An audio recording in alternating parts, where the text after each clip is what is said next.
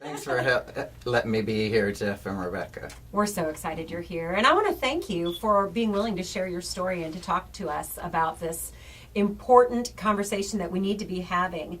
June Hunt and Hope for the Heart have made resources available. This booklet is called Bullying, Bully No More. And Steve, you share your story in this book. And I want to tell you the truth. It's very hard to read. And as a mother of 2 children, I have a hard time not wanting to punch that coach in the face. And I'm striving to be a godly woman. I'm striving. Yes. And I wonder if it's too much to ask that you would tell us about that moment in the shower. Let's go to that story and maybe even a little bit of the preceding events up to it. Well, sure, Rebecca. I'd just like to say, first of all, it's not easy. I mean, I'm 50 now, and I'm thinking this happened 38 years ago, and I was 12 or 13, and even thinking about it, it's amazing to me how, the pain is still there, but, I'll never forget it. I just believe I was an easy target. I hear that 97% of guys are born rough and tumble. There's that 3% that are more on the sensitive side. That was me.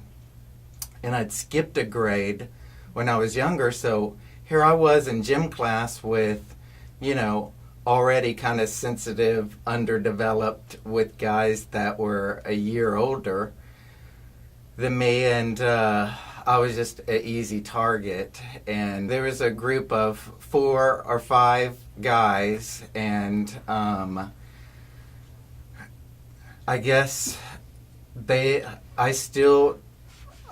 for so long I thought there was something wrong with me. Why would this happen to me? And I just took it personally, but they would take me. It went on for a couple of years, but they would push me, they would kick me. They would drag me into the shower, urinate on me. It sounds kind of gross, but if you hawk up a loogie, and, spit, it was really humiliating. There I was just laying, at the bottom of the shower. And, then I would be left alone there to kind of pick myself back up and go to my locker, get myself cleaned off, and get to class. And after a period of time, when you're beaten enough over a prolonged period of time, I think what happened to me is something inside me broke.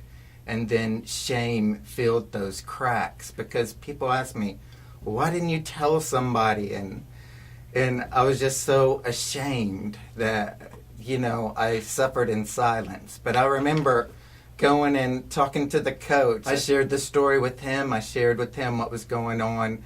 I remember him sitting at his desk reading the newspaper while I was sharing my story. And then, really, I finally broke, just began to weep uncontrollably and share my story and what was going on. Hopefully something was going to be done, but he just looked up from his newspaper and said, look, you're going to have to take this like a man.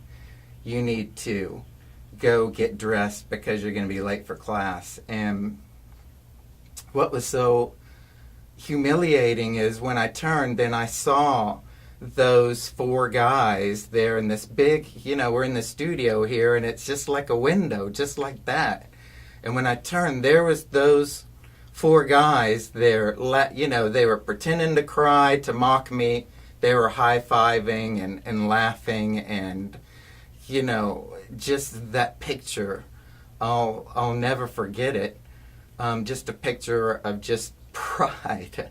I guess they were real happy with themselves, and, I went back to my locker and got dressed, and I just suffered in silence. I know if I'd have told my parents, they would have been right down at the school, but there was just this overwhelming sense of shame that I just continued, to suffer in silence.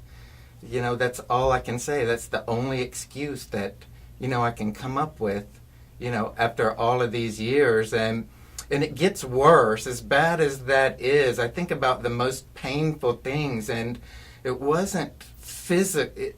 Believe it or not, it wasn't what they were doing physically.